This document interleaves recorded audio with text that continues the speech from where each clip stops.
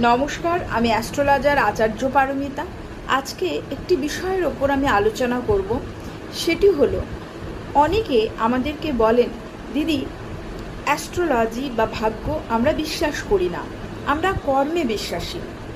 আবার অনেকে বলেন যে দিদি আমরা ভাগ্য বিশ্বাস করি, আমরা মনে করি ভাগ্যে থাকলেই হবে, না হলে কোনো কিছু হবে না, আমরা খুব একটা কর্মে বিশ্বাসী নই। তো আজকে এটা নিয়ে আমি আপনাদের সঙ্গে আলোচনা করব।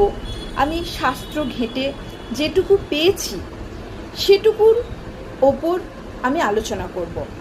তো প্রথমেই আমি একটা শ্লোক আপনাদেরকে বলি। শ্লোকটি হলো, উদ্যমেন পুরুষস্য সিংহ অপতি লক্ষ্মী ভাগ্যেন ভাগ্যবিহিতা কা পুরুষা বন্দন্তি। অর্থাৎ এই শ্লোকে বলা হচ্ছে যে সিংহরূপী পুরুষ যদি উদ্যমী না হয়, উদ্যোগী না হয়, পুরুষার্থী না হয়, তাহলে কিন্তু তার কাছে লক্ষ্মী বা ঐশ্বর্য এসে পৌঁছাবে না।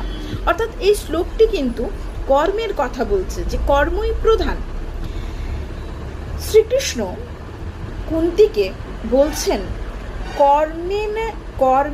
কর্মেন্নে বাধিকারস্তে মা ফলেষু কদাচনং মা কর্মফল হেতুর্ভূমাতে স্বগং গহ্য সকর্মণি। অর্থাৎ তিনিও বলছেন যে কর্মই প্রধান। এর প্রত্যুত্তরে কুন্তি বললেন কি, সেটা একটু বলি, তারপরে আমি ব্যাখ্যা করে দেব। কুন্তি বললেন, ভাগ্যং ফলতি সর্বত্র ন বিদ্যা ন চ পৌরুষম সুরাগ্রকৃত বিদ্যাশ্চ বনে তিষ্ঠন্তি মে সুতা। অর্থাৎ বললেন, হে কৃষ্ণ, আমি মানলাম যে তুমি বলছো কর্মই প্রধান, আমিও মানলাম যে কর্মই প্রধান এবং কর্ম ছাড়া জগতে কিছু হতে পারে না। পরিশ্রম এবং পুরুষার্থ দ্বারাই সব কিছু পাওয়া যায়।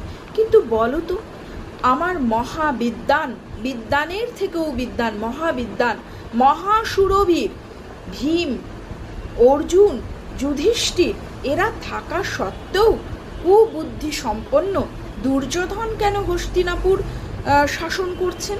এবং আমার পুত্রেরা এহেন যোগ্য হওয়া সত্ত্বেও কেন বনে বনে ঘুরে বেড়াচ্ছে বিভ্রান্ত হয়ে? তিনি এই ঘটনার পরিপ্রেক্ষিতে শ্রীকৃষ্ণকে বললেন যে পুরুষার্থ এবং বিদ্যা ভাগ্যের কাছে নিষ্ফল হয়ে যায়। তিনি আরও বললেন, নেতা যস্য বৃহস্পতি প্রহরং বজ্র